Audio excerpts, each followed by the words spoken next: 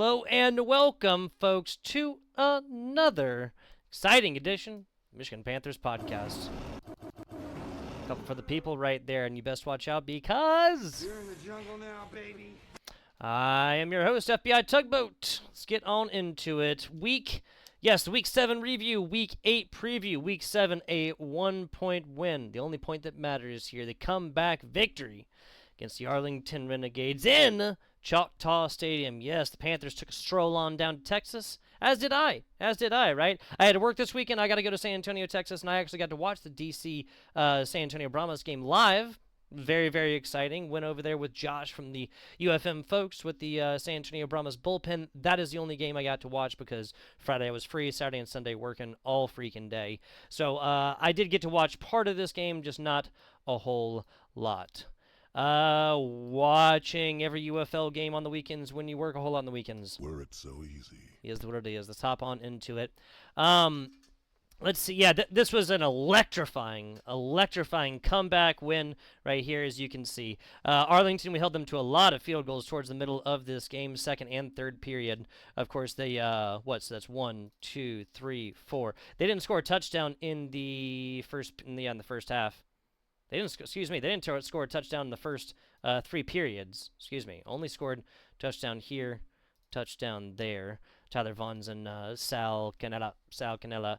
Oh, MV Perkins, the argument continues here. Now, this is going to be the worst completion percentage that Bryce Perkins has put up as a starter so far. I think probably even put up across all of these games thus far as well. I will say, just from reviewing stuff and talking to people and stuff like this, fumbles almost cost us this game, right? Bryce Perkins fumble on the pass off there to, I believe, Nate McCreary on the 4-yard line or something like that. Grades turnover, no points. The other one was on a punt or kickoff return. Samson Nakua, dropped that one, and they got it on the 10-yard line, 15-yard line. Would go forth and turn it into points. Doesn't matter. We win by 1. Over gets blown out the water right here. Michigan was -3. I got him at -1, so we pushed. First push of this year. I pushed everywhere like I'm freaking Sisyphus last year. Anyway, sorry, that's not why you guys came. The RPO so far has done us absolutely fantastically, but this is not the first time there's been a fumble. I think it's just the first time it's been a fumble recovery in the red zone there when we've muffed these RPO handoffs, man. Bryce Perkins is really good at it. I didn't watch it again, so I can't really be like, oh, whose fault is that? Obviously, a lot of times with those RPOs, the quarterback watching, running back, trying to monitor, trying to take it if they're giving it to him, type stuff. All I'm saying is it can be a conglomerate of those two. It can be a contribution of those two to go forth and do that. Unfortunately, we weren't able to pick that one up. It is what it is. Still win by 1, and and pretty fantastic stuff. BT Potter, let's go on over to special teams. BT Potter hit our only field goal attempt at 56 yards. 56 yards, some fantastic stuff. Let's take a look at our offense. Toa continues to be our workhorse right here, 10 for 31. Isn't fantastic, but when you have Bryce Perkins right here, 8 for 60, touchdown along of 23, fantastic stuff. Nate McCreary can do great things as well. I think the rotation here has been established. What is this? 23 rushing attempts, 28 passing attempts, 15 passing completions. Sayose Mariner getting back in the conversation finally. Has failed to put up more than 35 or 40 yards for a while now. 5 on 9 targets is not fantastic. I would like to see this closer to 7 out of 9. You know what I'm saying? Even if it is, and even 7 out of 9 for 86 is not terrible. No touchdown. When you talk about touchdowns, you got to talk about Malik Turner. I feel like this has been 3 weeks in a row or something like that for both Toa and Malik Turner.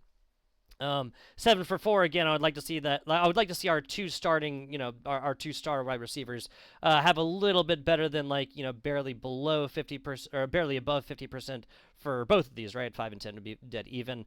3.5 and 7 would be, would be dead even. I'd like to see that go up a little bit more, especially when, just for our, Samson, receiver, didn't catch his only one. Hikutini, starting tight end, didn't catch it. McCreary, this is probably a short one too, did not catch that one. Gunnar Oaks now has slowly been working his way up to really TE1 territory. Obviously, Hikutini's got a lot of time with us. Gunnar Oaks just a little bit younger, and As you can see, 2 for 29 is not bad whatsoever. Caught both of them. And this also wasn't, 1 for 28 in the second one. This was, 19 on one, 10 on the other. Is not terrible. Not terrible at all. Toa putting up more than most, and then every receiver and tight end on the board except for Malik Turner and Sayusi Manor on the ground as well. Man was pushing golf carts a month ago. This should be a UFL story, but we all talk about Frank Ginda, and nobody talks about Frank Ginda. People only talk about offensive players. This is one of those things that bothers me in the spring football league. They're supposed to be like diehard fans and whatnot, and no one talks about the freaking defense. I don't know.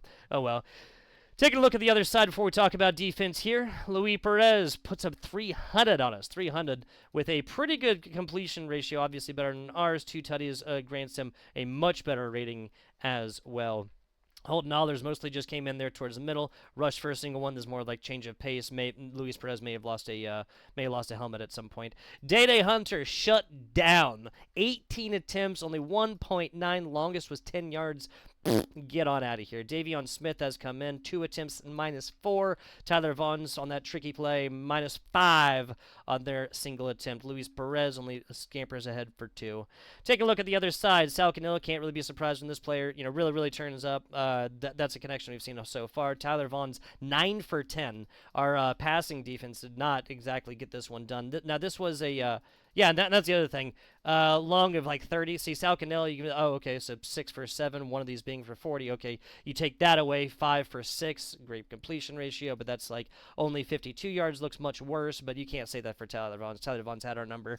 Day Hunter, didn't get it done right here in the rushing yardage, did get it done right here, but this is Luis Perez, right? He's a great quarterback, a great passing quarterback, sorry.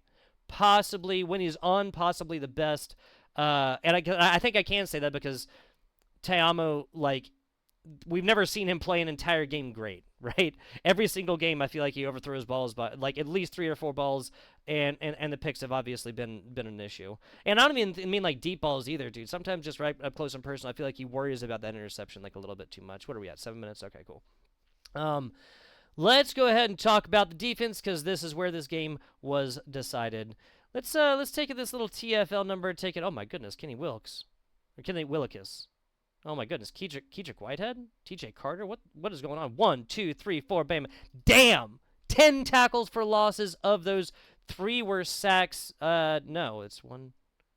It said on the previous that we had 4 sacks. It said on the previous page we had 4 sacks. Now, this is one I want to talk about, right? Because Frank Ginda is injured. Frank Ginda has consistently been in this right up here when it comes to total tackles. 3 of those were assisted. 5 of those were solo tackles as well. Kenny H. Lovely has been doing fantastic. Kenny Wilkes, Arnold Tarpley, the corner, and DJ Miller, both corners have been getting great done. Doing a great job right there. Arnold Tarpley also with a forced fumble. Both of these guys with multiple interceptions across the season. Now there weren't any interceptions on either side of the ball for this game, but Frank Ginda injured. Let's talk a little bit about it. Wait, no, actually, damn it, I'm sorry, I'm getting ahead of myself. 10 tackles for loss, 4 sacks. What else would I want to talk about right here? Basically, just that our guys have been doing fantastic stuff. We got 5 pass breakups. They only got 1. That's pretty damn good. That is pretty damn good. We forced 2 fumbles. They forced 1. They recovered it. The other one was not really a forced fumble. They just recovered it, right? It is what it is. Now, let's go on over. Talk a little bit before we preview our Houston game. Let's talk a little bit about our roster updates. I'm over here on the San Antonio Brahmas because this is injury reports. I just have him written down right here. Jaden Sheridan. Yes, Jaden Sheridan on over to the Brahmas. I hope they can use him. Seeing this game in San Antonio recently, I never really had an affinity for the XFL teams. I slightly disprefer the DC Defenders. I slightly prefer the Arlington Renegades, and I hate the St. Louis Battlehawks. Tony Becht I do not like. Tony Becht I do not like at all. I don't like how we, and I'm also upset with how that game ended. Obviously, that was kind of us shooting ourselves in the foot. I really, really freaking hope that is. I hope to God we get the St. Louis Battlehawks in this UFL championship. All we have to do is get through Birmingham.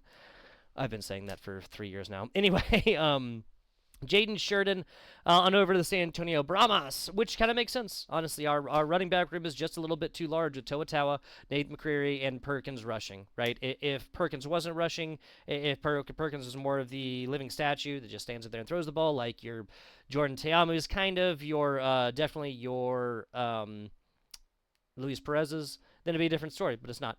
It's not. We have three real rushing threats, and so why do we really need a fourth? Jaden Sheridan, wish you the best, my friend. Excuse me. Defensive tackle bidding Potoa apostrophe E. That looks like potato, but there's no second T. So Potoa. I'm sorry if I'm butchering that. But yes, Walter Palmer, unfortunately, the big man, Walter Palmer, that's always how I've been describing him, is on the injured reserve list, excuse me. Old Benning over there does have NFL experience, so very much looking forward to that. Any player with solid NFL experience, I'm not going to be upset about. RJ Moten for linebacker to come on and replace Frank Ginda. Now, not that Frank is like incredibly old or anything else like this, but these are some big shoes to fill. But I bring this up because this guy R.J. Moten is very young, right? Played ball over there down in Florida Gators over there. So no stranger to real hard hitting football, but some real big shoes to fill. Frank Ginda is not exactly known for breaking up passes, for consistently getting interceptions or anything else like that. That's not his role, right? As the linebacker position, he has come forth. He's gotten tackled. He's shut down. I mean, didn't go out earlier right here and shutting down Day Hunter like this. I mean, what they got 32 yards on the ground, and three of these attempts, yielded -9 yards, right? Like just without these right here, that's looking a little. If you add like those 9 or somewhere else, then some of these start looking like a little bit more respectable. But yeah, nobody. I mean, outside of the one right here, nobody averaging higher than 2.0, right? On one single rush attempt, Holton Allers got out 4 yards. Nobody else got even closer. The average is 1.4. Longest of all 5 players is 10. That you don't get much better than that. A lot of parts. This is thanks to Frank Ginda. I'm very much looking forward to seeing R.J. Moten come on in here, young man. Hopefully kind of inspire the program a little bit, right? Because Frank Ginda has been the move, and we don't have Breland Speaks. We'll be getting him back. We should be getting him back, but we don't have him as of right now. Go ahead, move on into our injury report and preview here for the Houston Roughnecks. It is 3:42 p.m. here on the Pacific Coast, Wednesday, March 14th. So we do have our Wednesday participation. We will have our Thursday participation before they travel on Friday and then play Saturday morning.